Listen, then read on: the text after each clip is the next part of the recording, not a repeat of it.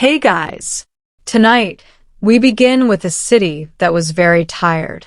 A city surrounded by enemies. A city running low on food. A city listening to distant explosions day after day. And a city that had absolutely no idea whether it would still exist a month later. So dim the lights. Get comfortable. Maybe grab a blanket.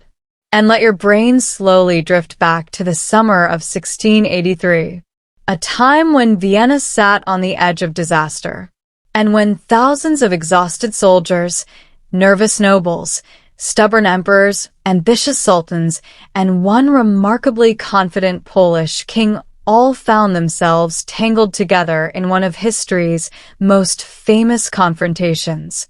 As always, this is not a story of perfect heroes and obvious villains. History rarely works that way. Instead, it is mostly a story of people making decisions under pressure. Some brilliant, some disastrous, and some so strange that future historians would spend centuries trying to explain them. So, let us slowly wander into Europe in the 17th century. A continent that was frankly exhausted. The 30 Years' War had ended only a few decades earlier. Large sections of Central Europe looked like they had been repeatedly stomped on by angry giants. Villages had disappeared. Fields had been abandoned. Economies were struggling. Populations had shrunk. Everyone was rebuilding. Or at least trying to. And meanwhile, far to the southeast, the Ottoman Empire remained one of the largest and most powerful states on earth. The empire stretched across enormous territories. Its armies were feared. Its wealth was immense. Its rulers governed millions of people. For centuries, the Ottomans had expanded steadily into Europe. They had captured Constantinople in 1453. They had pushed deep into the Balkans. They had defeated powerful kingdoms. And they had already threatened Vienna once before in 1529. That earlier siege had failed, mostly because the weather was miserable and logistics were even worse, which, as it turns out, is often history's way of saying, not today. But now, more than 150 years later, Vienna once again stood in the empire's sights.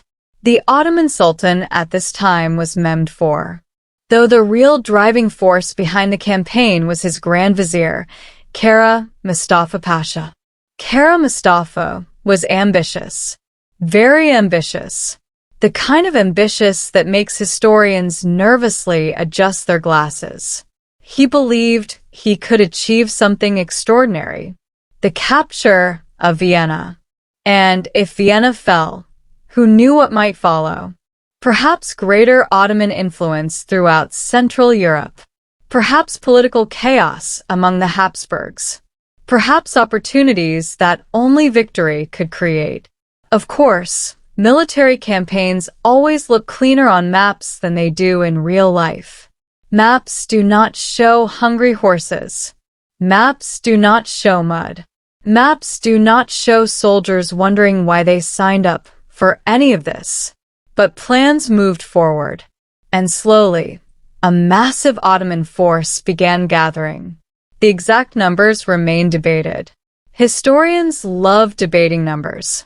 Give historians a battle, and they will immediately argue about troop counts for 300 years. But regardless of the exact figure, the army was enormous. One of the largest military forces Europe had seen in generations. As the Ottoman advance continued, panic spread. Reports arrived. Rumors multiplied. Messengers rode desperately across the countryside. People wondered whether Vienna could survive. The Habsburg ruler, Emperor Leopold I, certainly had concerns. In fact, concerns might be putting it gently. He eventually left Vienna before the siege began, which has caused some people to criticize him. Though to be fair, if a gigantic army is heading directly toward your capital city, anxiety is a fairly natural response. Leopold's departure was not meant as surrender. It was intended to preserve leadership and coordinate resistance. Still, one can imagine the awkward conversations. Your Majesty, where are you going? Oh, nowhere important. Just temporarily relocating while an army the size of a small nation approaches. Inside Vienna, preparations accelerated. Defenses were strengthened. Walls were repaired. Supplies were gathered. Soldiers prepared themselves. Citizens prepared themselves. Everyone understood what was coming. And then it came. In July 1683, the Ottoman army arrived. The siege had begun. Now, sieges are often imagined as dramatic non-stop combat. The reality is usually slower, more exhausting, more repetitive, more miserable. Long periods of waiting interrupted by moments of terror. Day after day, week after week. The defenders inside Vienna faced a constant strain. Food became precious. Sleep became difficult. Fear became a permanent companion. Meanwhile, Ottoman engineers began one of the most important parts of siege warfare: digging. An extraordinary amount of digging. Tunnels crept beneath the earth. Mines were planted. Explosives were prepared. The goal was simple: destroy the walls from below, bring down defenses, create openings, then attack. The defenders responded with tunnels of their own, countermines, listening posts, underground contests fought in darkness. At times soldiers could hear enemy miners working only a short distance away. Imagine lying awake at night while someone slowly tunnels toward your city. Not exactly relaxing. Throughout the summer, pressure increased. Ottoman artillery battered defenses. Explosions shook the ground. Sections of wall collapsed. New defensive positions were hastily built. The city held on. Barely. Many observers believed Vienna would eventually fall. The situation looked grim. Very grim. Yet outside the city, something important was happening. Diplomacy, which is often less exciting than battle but frequently more important. Allies were gathering. Messages moved across Europe. Leaders discussed responses. For many rulers, Vienna represented more than a single city. Its fall could reshape the balance of power, and one figure would soon emerge as central to the entire story: King John III Sobieski of Poland. Sobieski was not a fictional hero, which is unfortunate because he occasionally sounds like one. He was experienced, talented, respected, and remarkably capable in military matters. The Polish king had spent years fighting wars. He understood cavalry. He understood strategy. And, perhaps most importantly, he understood timing. The alliance that formed was not simple. European politics rarely are. Everyone had competing interests, different goals, different concerns. People who cooperated one year often argued the next. But eventually a coalition emerged, and slowly an army began moving toward Vienna. Back inside the city, conditions continued deteriorating. Supplies dwindled. Defenders grew exhausted. Casualties mounted. Walls weakened. The pressure never stopped. Some sections of fortification looked close to collapse. Commanders knew time was running out. The city needed help. Soon. Very soon. Or there might be nothing left to save. By early September, relief forces approached. The coalition army gathered north and west of Vienna. A remarkable collection of troops from various territories, different languages, different uniforms, different traditions, all united by a common objective: lift the siege, save the city, and preferably avoid becoming trapped themselves. The commanders faced difficult decisions. Terrain mattered, timing mattered, coordination mattered. One mistake could prove catastrophic, yet momentum was building. The relieving army crossed the Danube region and moved into position. The Ottomans' new enemies were approaching, but Kara Mustafa remained confident, perhaps too confident. Confidence is useful. Overconfidence is history's favorite trap. And many historians have argued that Kara Mustafa underestimated the danger posed by the coalition forces, especially the Polish king and his cavalry. For now, however, Vienna still waited, still suffered, still endured. The defenders watched, listened, hoped. And somewhere beyond the hills, armies prepared for a confrontation that would echo through centuries. The decisive battle had not yet begun, but it was approaching, slowly, inevitably, like a storm rolling across the horizon. And as summer drifted toward autumn, the fate of Vienna, and perhaps much more than Vienna, hung in the balance. The city remained battered, its walls scarred, its defenders exhausted, its future uncertain. Yet relief was finally near. The coalition army stood ready. Sobieski was coming. The Ottomans were preparing. And one of the most famous days in European military history was about to unfold. But that is where we will pause for tonight. For the moment, Vienna still waits beneath the smoke of siege fires. The miners continue digging. The defenders continue watching. And thousands of soldiers on both sides settle down for another uneasy night, unaware that history is quietly moving them toward a battle that will be remembered for centuries. As the first days of September drifted by, Vienna remained under tremendous pressure.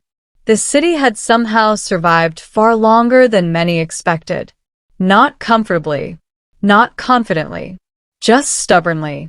The defenders patched walls whenever they could. They hauled supplies where supplies still existed. They slept when exhaustion finally overpowered fear. And they waited. Waiting is one of history's least glamorous activities. Generals rarely commission paintings of people waiting. Kings rarely write triumphant letters about sitting around nervously. Yet waiting often decides everything. And now Vienna waited for salvation. Outside the city, meanwhile, an army was gathering. Not a perfect army. Not a unified national force. Not a neat collection of soldiers marching under a single banner. This was a coalition, which is a polite historical way of saying a large group of people attempting to cooperate despite having many reasons not to. Different commanders had different priorities. Different rulers had different ambitions. Different soldiers spoke different languages. Yet somehow they were all moving toward the same destination, the hills overlooking Vienna. And at the center of it all stood King John III Sobieski. Sobieski was in his mid-50s, an age where many men begin complaining about their backs and discussing the weather with increasing enthusiasm. Instead, Sobieski was preparing for one of the most famous battles of his life. History occasionally rewards people with excellent timing. Sobieski arrived at exactly the right moment. He had already earned a reputation as one of Europe's most capable military leaders. His victories against Ottoman forces in previous campaigns had made him famous. He understood cavalry warfare better than almost anyone alive. And perhaps most importantly, He possessed a calm confidence that inspired trust. Not reckless confidence. Not theatrical confidence. The sort of confidence that comes from having survived enough disasters to know what real danger looks like. While Vienna struggled below, coalition troops slowly assembled in the wooded hills west of the city. The terrain created challenges. Moving thousands of soldiers through forests and uneven ground was difficult. Coordinating different armies was difficult. Making sure everyone arrived where they were supposed to be was very difficult. Military history often focuses on battles. Less attention goes to the astonishing amount of confusion that happens beforehand. Someone gets lost. Someone misunderstands orders. Someone's supply wagons take a wrong turn. Someone discovers a bridge that looked perfectly acceptable on a map, but is actually a disaster. Such problems are normal. And yet the coalition army continued moving forward. By September 11th, they occupied key positions along the heights surrounding Vienna. Below them stretched the enormous Ottoman camp, a vast sea of tents, flags, supply depots, artillery positions, livestock, merchants, servants, soldiers. The camp itself resembled a temporary city. It reflected the enormous scale of Kara Mustafa's operation. For months, the Ottomans had dominated the battlefield. For months, they had surrounded Vienna. For months, victory seemed increasingly likely. Now, however, a dangerous new reality stood above them. Literally above them. The coalition army controlled the high ground. Military commanders generally appreciate high ground. There are many technical reasons. Also gravity. Gravity tends to be surprisingly useful during battles. The evening before combat was tense. Both sides understood what was coming. The defenders inside Vienna understood. The Ottoman commanders understood. The coalition leaders understood. The next day would be decisive. One way or another. Across camps and fortifications, thousands of men prepared themselves. Some prayed. Some wrote letters. Some sharpened weapons. Some probably stared into campfires wondering how they had ended up here. Because history often describes armies as giant organized machines. But armies are actually collections of individual people.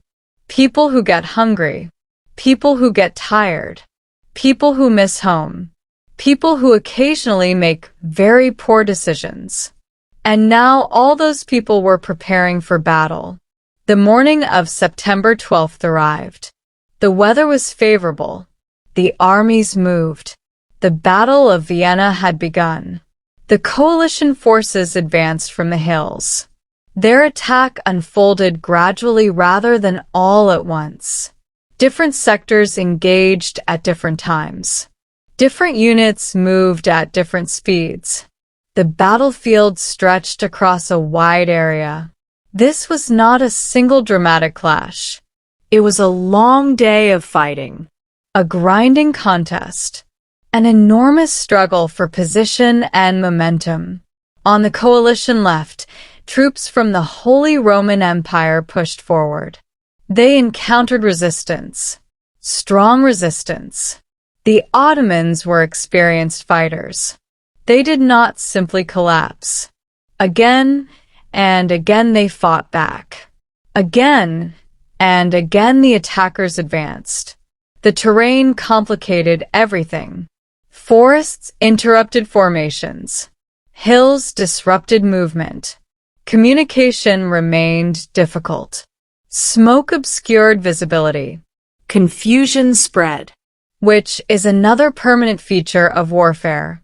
Many battle plans look beautifully organized before combat begins. Then reality arrives. And reality rarely reads the plan. Still, the coalition forces continued making progress. Slowly, steadily. The Ottoman army found itself under growing pressure. Throughout the day, fighting intensified. The defenders of Vienna watched from the city. After months of isolation, they could finally see friendly forces attacking outside the walls. One can only imagine the emotional impact. Hope returned, cautiously, carefully. The sort of hope that people allow themselves only after enduring a great deal of suffering. Meanwhile, Kara Mustafa faced increasingly difficult decisions. He still possessed substantial forces. He still maintained significant advantages. Yet the battlefield was shifting. The coalition army was gaining ground. The pressure was mounting. And, crucially, time was no longer working in his favor. For weeks he had controlled the pace of events. Now events were controlling him.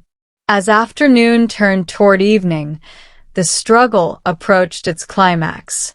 And this is where one of history's most famous cavalry charges enters the story. The Winged Hussars. Now, the Winged Hussars have achieved almost mythical status. Songs have been written about them.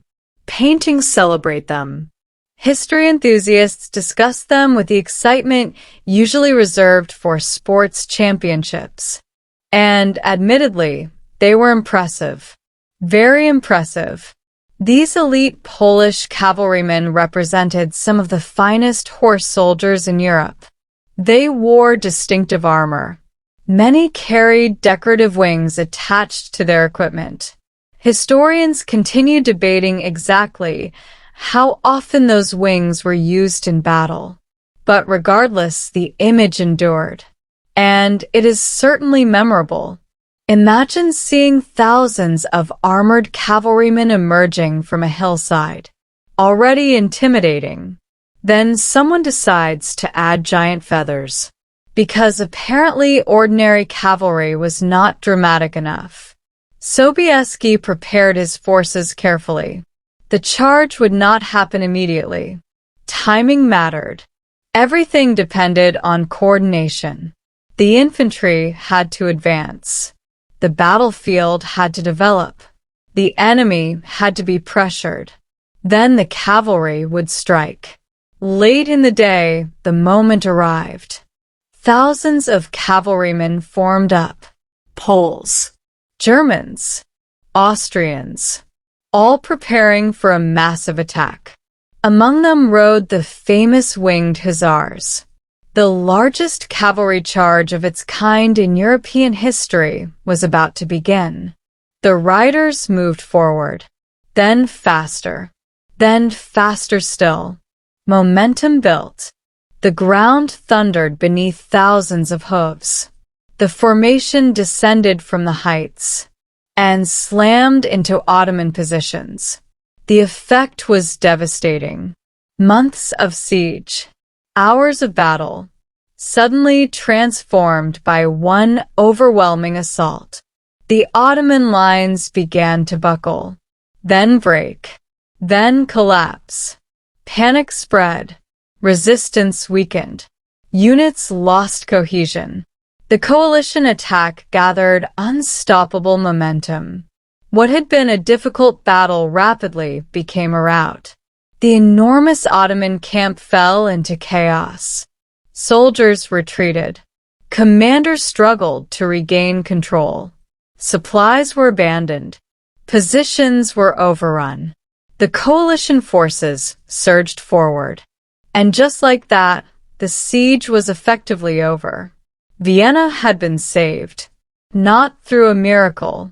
Not through a single heroic moment.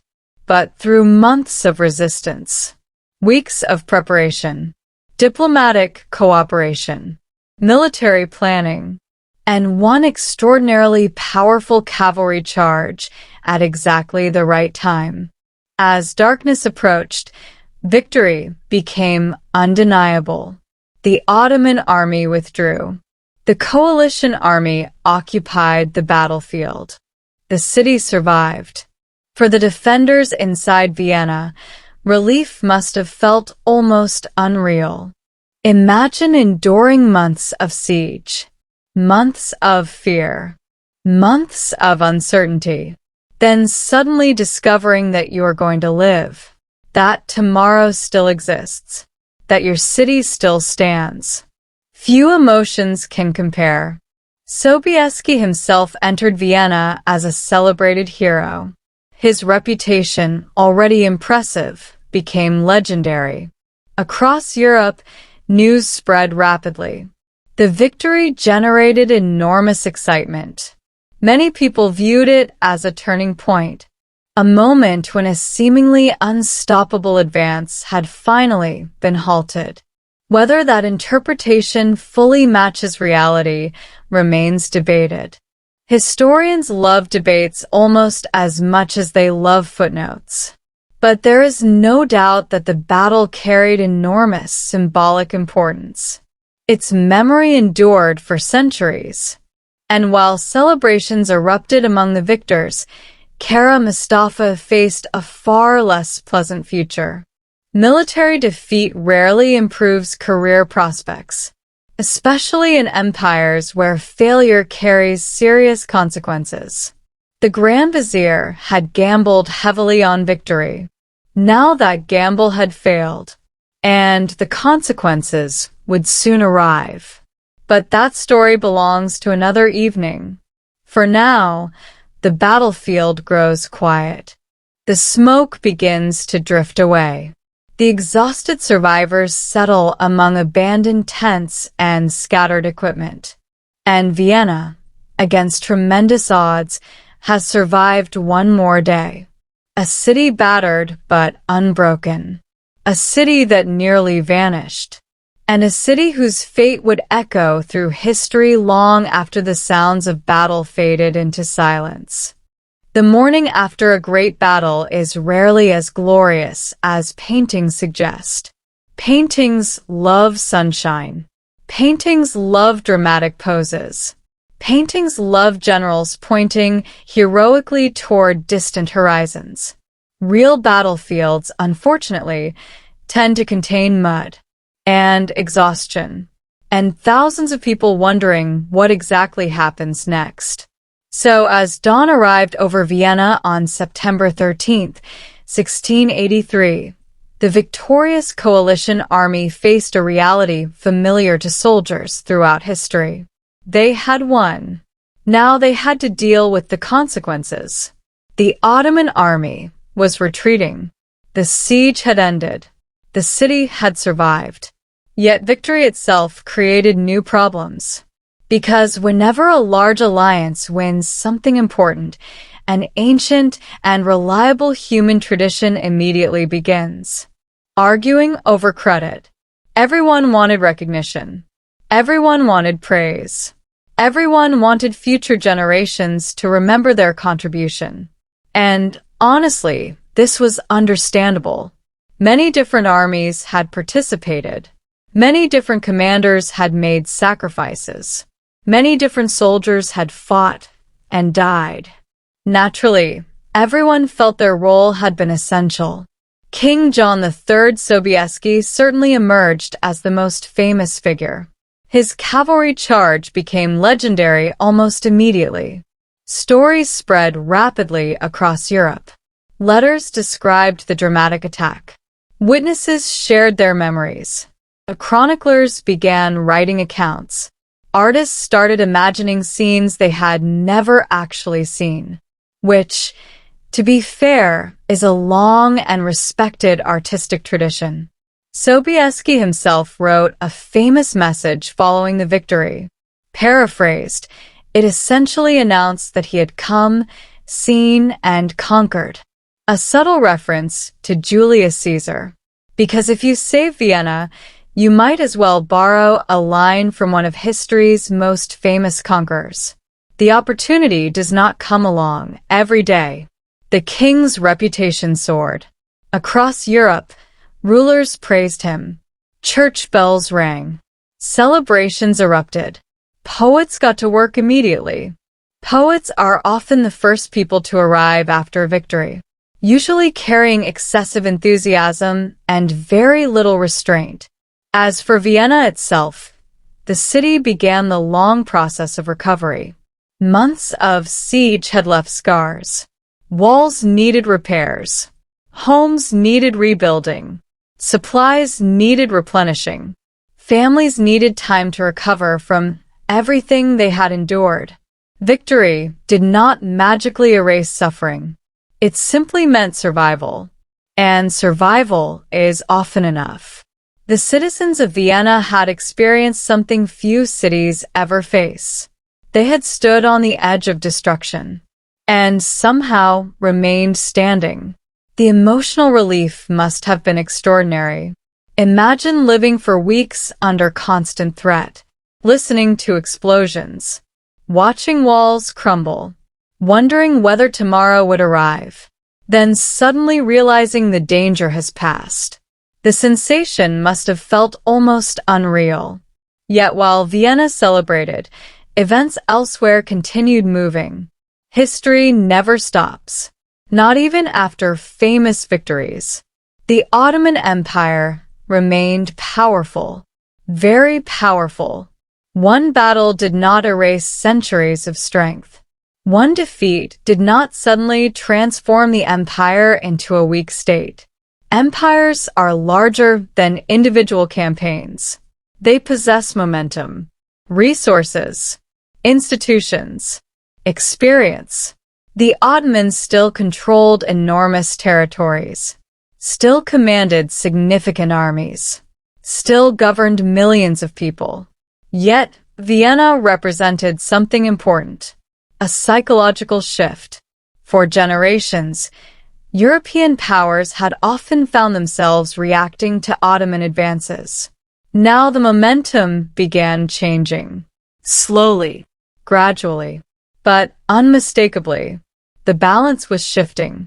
The question became whether anyone would recognize it. Interestingly, not everyone agreed on the significance of the battle. Some contemporaries viewed it as a civilization-saving triumph. Others saw it as merely one campaign among many. Modern historians continue debating the issue. And historians, as we have established, enjoy debates with remarkable dedication. Was Vienna truly the battle that saved Western civilization? That depends on definitions, which is another thing historians enjoy. The phrase itself became popular much later. It reflects a particular interpretation of events. Certainly, the battle mattered enormously. Certainly, it altered political and military developments. Certainly, it carried tremendous symbolic weight. But history is rarely shaped by single moments alone. Even famous turning points usually result from larger trends. Many factors contributed to Vienna's survival. Months of resistance, diplomatic alliances, strategic decisions, logistical efforts, economic resources, leadership, luck, and yes, a spectacular cavalry charge. History tends to be complicated that way. People prefer simple stories. Reality usually provides complicated ones. Meanwhile, back in the Ottoman Empire, Kara Mustafa Pasha found himself in a difficult position. Actually, difficult is probably too gentle a word. Disastrous might be more accurate. His campaign had consumed enormous resources. His army had suffered defeat. The great prize he sought remained beyond reach. And now explanations would be required. Powerful governments generally expect results, especially after investing heavily in military operations. The Grand Vizier returned from the campaign with neither Vienna nor victory. This created obvious problems. Ottoman politics, much like politics everywhere, could be unforgiving, particularly when failure became impossible to ignore. For a time, Kara Mustafa attempted to defend his actions. He explained circumstances. He justified decisions. He offered arguments. Unfortunately, History contains many examples of leaders discovering that explanations become less persuasive after major defeats. Eventually, the Sultan reached a decision. The Grand Vizier would pay for the failure. Literally. In December 1683, only a few months after the battle, Kara Mustafa was executed, strangled with a silk cord, a method considered appropriate for someone of high status, which sounds oddly polite until one remembers the execution part. His death marked the end of an extraordinarily ambitious career, a career built upon success, and ultimately ended by one failed gamble. History can be ruthless. Sometimes decades of achievement are overshadowed by a single defeat. As years passed, the consequences of Vienna continued unfolding. The Holy League formed. Additional campaigns followed. Ottoman armies faced increasing pressure. Territories changed hands. Frontiers shifted. The conflict expanded into a larger struggle. What happened outside Vienna in 1683 did not end a war. It helped begin a new phase of one. Momentum increasingly favored the coalition powers. Not immediately, not effortlessly, but gradually. The Ottoman Empire remained formidable for generations. Yet the sense of inevitable expansion had been damaged. The aura of unstoppable advance had cracked. And perceptions matter, sometimes almost as much as military realities. Back in Poland, Sobieski enjoyed the glory of his achievement, at least for a while. History possesses a curious habit. It often grants people their greatest triumph shortly before introducing fresh frustrations. Sobieski discovered this firsthand. Despite his fame, many of his political goals remained difficult to achieve. Domestic politics remained complicated. Alliances shifted. Old problems persisted. Being a hero does not automatically solve everything, which is perhaps one of history's most consistent lessons. Victory in one area rarely eliminates challenges elsewhere. Still, Sobieski's place in history was secure. Future generations would remember him. Statues would be erected. Paintings would celebrate him. Books would describe him. And countless history enthusiasts would eventually encounter his name while falling into internet rabbit holes at 2 in the morning. Not that anyone has ever done that. Certainly not repeatedly. As the decades passed, Vienna itself transformed. The city expanded, recovered, prospered. The memory of the siege remained powerful. Stories passed from generation to generation. Monuments appeared. Commemorations occurred. The events of 1683 became woven into the city's identity. Visitors could still see traces of the past, still hear stories, still encounter reminders of those anxious months when the future seemed uncertain. The battle gradually entered legend, and legends have a way of growing. Details become polished. Complexities fade. Heroes become larger. Villains become simpler.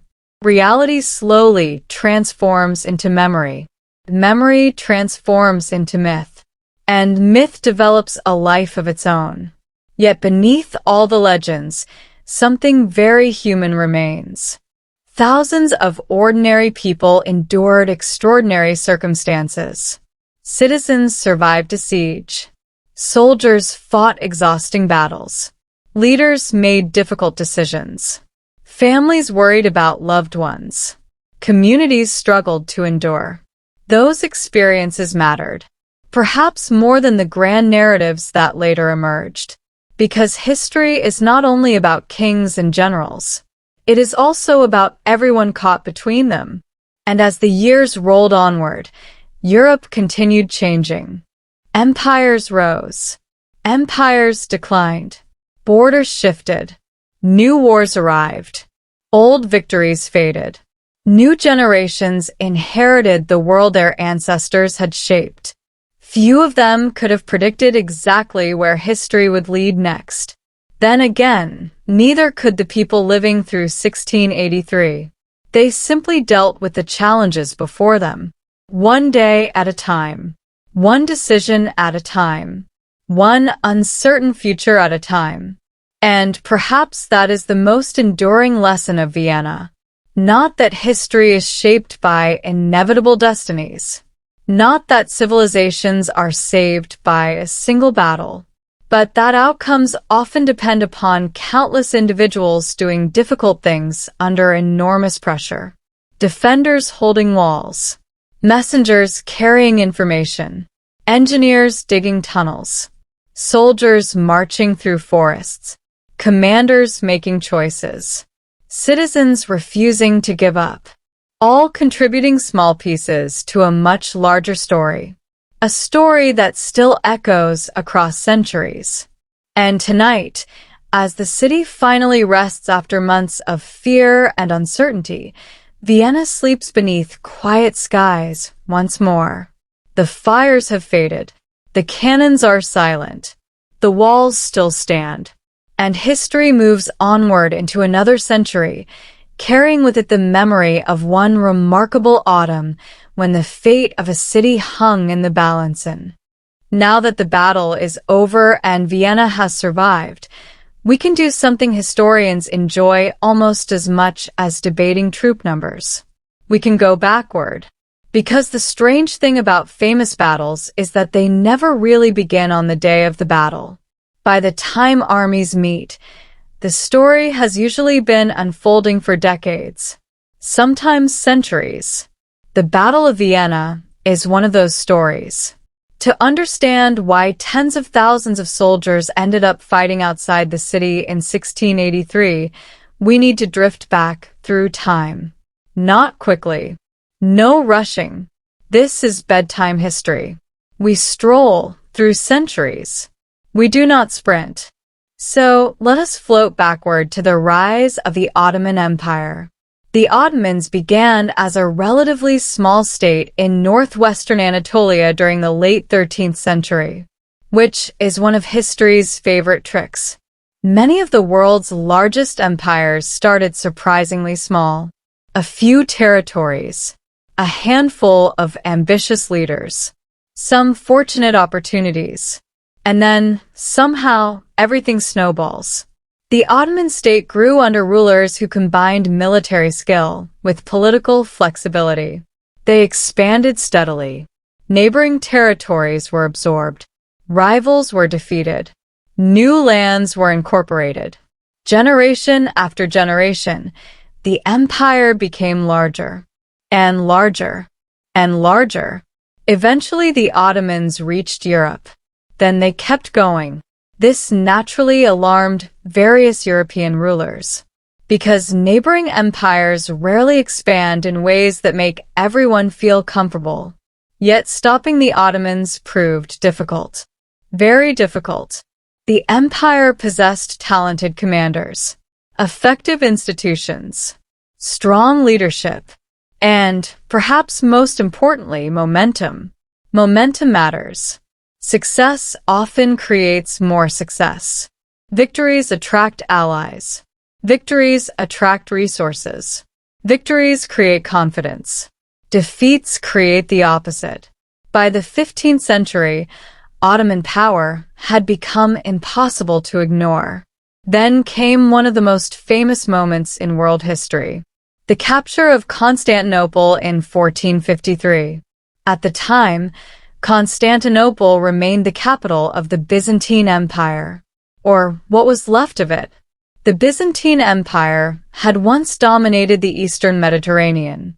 By the 15th century, however, it resembled an elderly aristocrat desperately trying to maintain appearances while the family fortune quietly disappeared. The city itself remained magnificent. Its walls were legendary. Its history stretched back over 1,000 years. Yet it stood increasingly isolated. When Sultan Mehmed II launched his campaign, The outcome was not guaranteed. But the Ottomans possessed advantages. They had manpower, resources, determination, and enormous cannons. History occasionally hinges on complicated political developments. Other times it hinges on someone building a truly absurd artillery piece. The siege ended with Ottoman victory. Constantinople fell. The Byzantine Empire effectively ended, and the Ottomans gained one of the world's greatest cities. The event shocked Europe, not because people failed to understand Ottoman strength, but because they understood it all too well.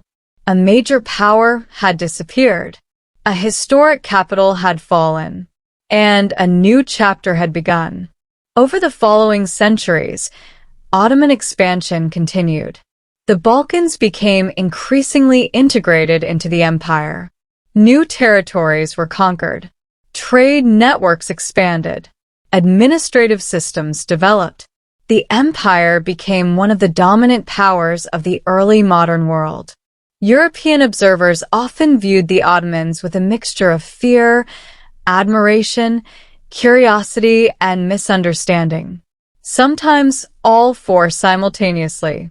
People are complicated that way. One traveler might praise Ottoman organization. Another might criticize Ottoman customs. A third might describe both within the same paragraph. Meanwhile, life inside the empire remained far more diverse than many outsiders realized. The Ottoman world included countless ethnic groups, languages, religions, traditions, communities. The empire was not a single culture. It was an enormous collection of cultures. Managing such diversity required constant effort and considerable political skill. Of course, every empire eventually encounters limits. The challenge lies in recognizing them. Successful states often struggle with this. After decades of victories, expansion can begin feeling normal, expected, almost inevitable. Then reality intervenes. Reality enjoys doing that. By the 16th century, the Ottomans had reached another remarkable ruler, Sultan Suleiman I, known to many as Suleiman the Magnificent, which is admittedly an excellent nickname, far superior to many historical nicknames. History has given us rulers known as the Bald, the Fat, the Unready, and several variations of the Unfortunate. Compared to those, the Magnificent is a tremendous achievement. Suleiman presided over the empire at its peak. Military victories accumulated. Territories expanded. Administration strengthened. Culture flourished. The empire's influence reached extraordinary heights. And it was during Suleiman's reign that Vienna first entered the story. In 1529, Ottoman forces advanced toward the city. The circumstances differed from 1683. The political situation differed. The military situation differed. Almost everything differed, except for one important detail. Vienna stood in the way. The resulting siege became famous, but not because it succeeded. The Ottomans faced serious logistical difficulties. Weather caused problems. Supply lines stretched. Conditions deteriorated. And eventually the siege ended without victory. For Vienna, this was a tremendous relief. For the Ottomans, it was a setback, but not a catastrophe. The empire remained enormously powerful. Life continued. Campaigns continued. History continued. Yet the memory lingered. Vienna had resisted once. Would it resist again? Nobody knew. Not yet. As decades passed, the Habsburg dynasty emerged as one of the Ottoman Empire's principal rivals. The Habsburgs ruled extensive territories across Europe. At times their family tree looked less like a tree and more like a complicated knot. Royal marriage strategies occasionally produced unusual results. Very unusual results. But despite their genetic adventures, the Habsburgs remained politically significant, and their frontier with the Ottoman Empire became one of the defining borders of early modern Europe. Conflict along that frontier was frequent. Sometimes large wars erupted. Sometimes smaller campaigns occurred. Raids happened. Treaties were signed. Treaties were broken. New treaties replaced old treaties. Then those treaties were broken too. International relations often resemble a group project where nobody entirely trusts anyone else. The borderlands themselves developed a unique character. Fortresses dotted the landscape. Military communities emerged. People adapted to life on a frontier. Soldiers became permanent fixtures. Danger became normal. Generations grew up understanding that war might return at any moment, because on contested frontiers, uncertainty becomes a way of life. By the 17th century, both the Ottoman Empire and the Habsburg monarchy faced internal challenges, political disputes, economic pressures, regional tensions, administrative headaches, the usual collection of problems that accompany governing large populations. Yet despite these difficulties, rivalry persisted. Neither side disappeared. Neither side surrendered. The contest continued. Meanwhile, elsewhere in Europe, another transformation was underway. States became increasingly centralized. Armies became larger. Governments became more organized. Tax systems expanded. Bureaucracies multiplied. People invented ever more creative ways to collect money from other people, which governments have generally considered an excellent idea throughout history. Military power increasingly depended on administration. Winning battles remained important, but supplying armies became equally important. Perhaps more important. A brilliant commander without food accomplishes very little. An army without supplies quickly becomes a collection of hungry individuals carrying weapons. And hungry individuals are notoriously difficult to organize. As the century progressed, tensions along the Ottoman-Habsburg frontier intensified. Regional conflicts accumulated. Political calculations shifted. Opportunities appeared. Ambitious leaders saw possibilities. One of those leaders would eventually be Kara Mustafa Pasha. And Kara Mustafa believed Vienna represented an opportunity worth pursuing. A chance for glory. A chance for advancement. A chance to secure a place in history. Unfortunately, history does not always cooperate with ambitious people. Sometimes it does. Sometimes it absolutely does not. And by the summer of 1683, the centuries-long story of Ottoman expansion, Habsburg resistance, frontier warfare, political rivalry, and imperial ambition finally converged outside one city. Vienna, a city that had become more than a city, a symbol, a strategic objective, a prize, and eventually a battlefield. But before the siege began, before the cannons fired, before the cavalry charged, there were countless generations of people who unknowingly contributed to the story. Rulers making decisions, soldiers fighting campaigns, diplomats negotiating treaties, merchants moving goods, farmers supporting economies, families raising children, each adding tiny pieces to a much larger narrative. Most never realized it. History often works that way. The people living through events rarely know which moments future generations will remember. They simply live their lives. One season at a time. One harvest at a time. One political crisis at a time. And slowly, almost invisibly, those countless small moments accumulate until one day they become a famous battle remembered centuries later. A battle that seemed sudden, but was actually hundreds of years in the making. And as we settle into another quiet evening beside the Danube, the road to Vienna continues stretching backward into the past, revealing more stories, more rulers, and more wonderfully complicated human decisions waiting to be explored. Before Vienna became famous for surviving a massive siege in 1683, it was already a city with a long history of attracting attention. Unfortunately for Vienna, much of that attention came from armies. This is one of the hidden disadvantages of occupying an important strategic location. Merchants want to visit, travelers want to visit, diplomats want to visit, and eventually someone with a large army decides they would also like to visit, preferably without being charged admission.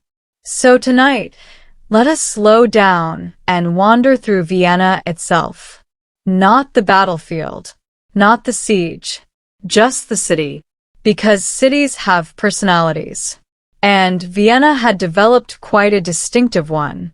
The settlement stood along the Danube region, one of Europe's most important waterways. Trade flowed through the area. Ideas flowed through the area. People flowed through the area. Sometimes invading armies flowed through the area. The Danube was incredibly useful. It connected regions, supported commerce, encouraged growth, and occasionally delivered problems from very far away. Long before the Habsburgs arrived, the location had attracted attention. The Romans established a military camp there known as Vindobona. Roman soldiers spent years stationed along the empire's frontier, guarding borders, building roads, writing letters home about weather conditions. Roman correspondence contains a surprising amount of weather complaints. Some things never change. Imagine standing in ancient Vindobona. You would see soldiers marching through muddy streets, merchants selling goods, officials managing local affairs, families building lives. The ordinary routines of a frontier settlement. Nothing about it would suggest that centuries later the location would become one of Europe's most important capitals. History rarely provides advance notice. The Roman Empire eventually declined. Frontiers shifted. Political structures changed. New peoples arrived. Old systems disappeared. Yet the settlement endured, which is often the most important achievement any city can claim. Many places vanish entirely. Vienna survived. Generation after generation. Century after century. Slowly growing. Slowly changing. By the Middle Ages, Vienna had become a significant urban center. Markets expanded. Churches appeared. Defensive walls improved. Trade increased. The city's importance steadily grew. Of course, medieval cities were not especially comfortable places by modern standards. The streets were crowded. Sanitation was questionable. Fire represented a constant danger. Disease remained a frequent visitor. And yet people continued moving there. Opportunity has always possessed a powerful attraction, even when accompanied by unpleasant smells. By the 13th century, Vienna's position became increasingly important within the territories controlled by the Habsburg dynasty. Now, the Habsburgs deserve a brief introduction, because they have a remarkable talent for appearing everywhere in European history. You begin researching one topic. Suddenly a Habsburg appears. You switch to another topic. Another Habsburg appears. You examine an entirely different century. Somehow there are still Habsburgs. The family spent centuries accumulating territories through diplomacy, inheritance, and strategic marriages. They became one of Europe's most influential dynasties. At times they ruled astonishing amounts of territory. At other times they ruled slightly less astonishing amounts of territory. Either way, they remained important. Vienna gradually became one of their principal centers of power. This transformed the city. Political influence attracted wealth. Wealth attracted construction. Construction attracted artisans. Artisans attracted commerce. Commerce attracted more people. Cities tend to grow like snowballs rolling downhill. Once momentum develops, expansion becomes easier. By the 16th century, Vienna stood as a major capital. It housed nobles, officials, clergy, merchants, craftsmen, laborers, students, foreign visitors, and countless others. The population became increasingly diverse. Languages mixed together. Ideas circulated. Cultures interacted. The city buzzed with activity. Of course, none of this meant life was easy. Urban life rarely is. Food prices fluctuated. Political tensions emerged. Disease occasionally swept through neighborhoods. Economic fortunes rose and fell. Ordinary people worried about ordinary problems. Rent, work, family obligations. The sorts of concerns that rarely appear in grand historical narratives despite occupying most of human existence. While rulers discussed empires, many citizens were simply hoping their roof would survive the winter. Yet Vienna's strategic position remained its defining feature. The city sat near the frontier between major political worlds: Western Europe, Central Europe, the Ottoman sphere, the Habsburg lands, trade routes, military routes, diplomatic routes. Everything seemed to pass through Vienna. This created opportunities. It also created dangers. Because whenever a city becomes important, someone eventually decides they want control of it. The first great Ottoman siege of 1529 reinforced this reality. Vienna survived. But nobody forgot the experience. The memory lingered. Defenses were strengthened. Walls were improved. Military planning evolved. People understood that future threats remained possible, perhaps likely. And so Vienna spent decades preparing. Not constantly, not dramatically, just steadily. Engineers examined fortifications. Officials allocated resources. Military experts proposed improvements. Taxes were collected. More taxes were collected. And then, for variety, additional taxes were collected. Fortifications are expensive. Defending a major city is expensive. Everything involving governments eventually becomes expensive. By the 17th century, Vienna possessed substantial defensive works.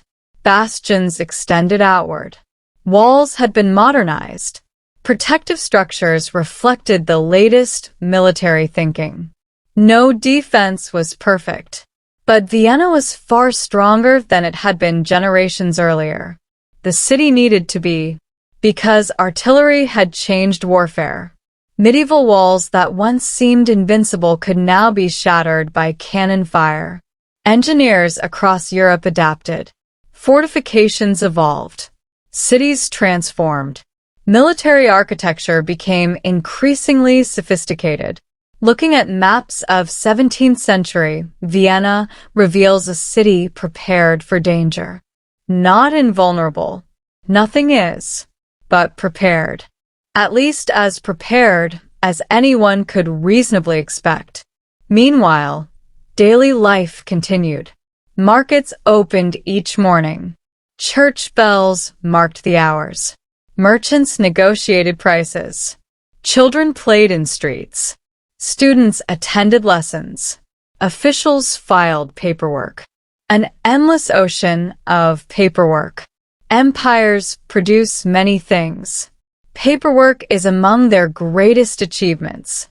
Inside palaces, nobles navigated court politics. Inside workshops, craftsmen practiced their trades. Inside taverns, people discussed rumors.